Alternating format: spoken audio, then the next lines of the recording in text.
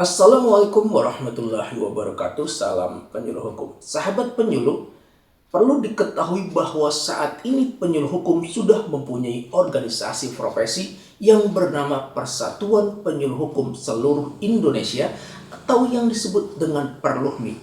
Organisasi profesi Jabatan Fungsional Penyuluh Hukum ini ditetapkan berdasarkan keputusan Menteri Hukum nomor M.HH garis datar 9.KP.02 tahun 2026 tentang penetapan organisasi profesi Jabatan Fungsional Penyuluh Hukum. Perluhmi merupakan wadah tunggal organisasi profesi Jabatan Fungsional Penyuluh Hukum yang mempunyai tugas menyusun kode etik dan kode perilaku profesi, memberikan advokasi, dan memeriksa dan memberikan rekomendasi atas pelanggaran kode etik dan kode perilaku profesi penyuluh hukum. Pelaksanaan tugas Perluhmi berpedoman pada anggaran dasar dan anggaran rumah tangga Perluhmi. Berdasarkan anggaran dasar Perluhmi, Perluhmi dibentuk dan didirikan di Jakarta pada tanggal 6 Januari tahun 2022 dengan jangka waktu tidak ditentukan. Perluhmi berasaskan Pancasila dan Undang-Undang Dasar Negara Republik Indonesia tahun 1945. Visi Perluhmi adalah masyarakat Indonesia berperilaku sadar hukum serta berbudaya hukum, berkeadilan, demokratis, dan menjunjung tinggi hak asasi manusia. Adapun misi dari Perluhmi adalah meningkatkan kesadaran hukum di berbagai lapisan masyarakat melalui penyebaran informasi hukum dan pemahaman terhadap norma hukum dan peraturan perundang-undangan dalam bentuk tertib, disiplin, patuh, taat terhadap hak dan kewajiban sebagai warga negara, dan tegaknya supremasi hukum dengan pendekatan pilar atau profesional, integritas, luhur, akuntabel, dan responsif. Berikut lambang dan bendera Perluhmi. Berdasarkan pasal 14 Anggaran Dasar Perluhmi, kepengurusan Perluhmi terdiri atas DPP atau Dewan Pengurus Pusat dan DPD atau Dewan Pengurus Daerah. Pada pasal 16 struktur pengurus DPP terdiri atas Ketua Umum, Wakil Ketua Umum 1 bidang pengembangan profesi dan anggota, Wakil Ketua Umum 2 bidang kebijakan dan strategi, Wakil Ketua Umum 3 bidang hubungan masyarakat dan kerjasama, Wakil Ketua Umum 4 bidang administrasi dan tata kelola internal, Sekretaris Umum, Bendahara Umum, Ketua, Sekretaris, dan anggota Divisi Pengembangan Kapasitas dan Advokasi Profesi. Kemudian Ketua, Sekretaris, dan anggota Divisi Kajian Kebijakan, Penelitian, dan Perencanaan Program. Kemudian Ketua, Sekretaris, dan anggota Divisi Penguatan Organisasi dan Kesadaran Hukum Masyarakat. Kemudian Ketua, Sekretaris, dan anggota Divisi Kemitraan Hubungan Masyarakat dan Komunikasi Publik.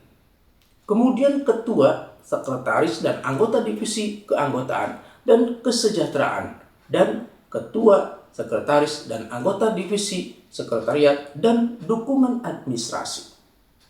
Sedangkan struktur pengurus DPD berdasarkan pasal 19 Anggaran Dasar Perluhmi terdiri dari Ketua, Sekretaris, dan Bendahara.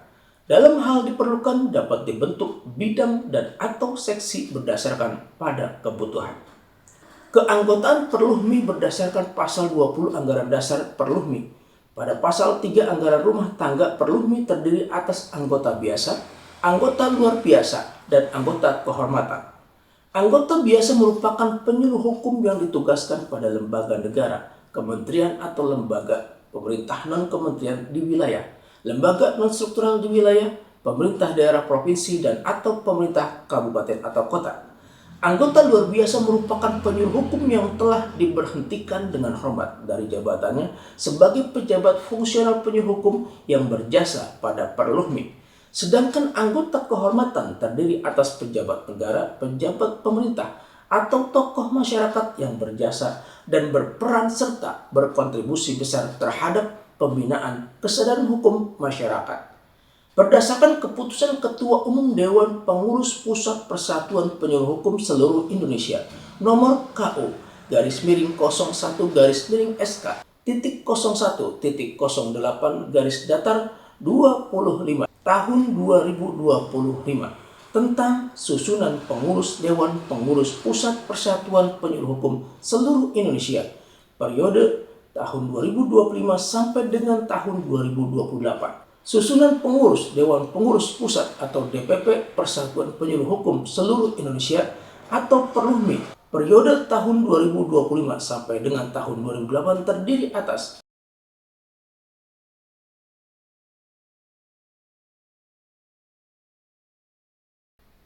dalam menjalankan tugas dan tanggung jawab, penyuluh hukum wajib menjaga integritas, martabat, dan kehormatan profesi penyuluh hukum yang berpedoman pada kode etik dan kode perilaku profesi penyuluh hukum.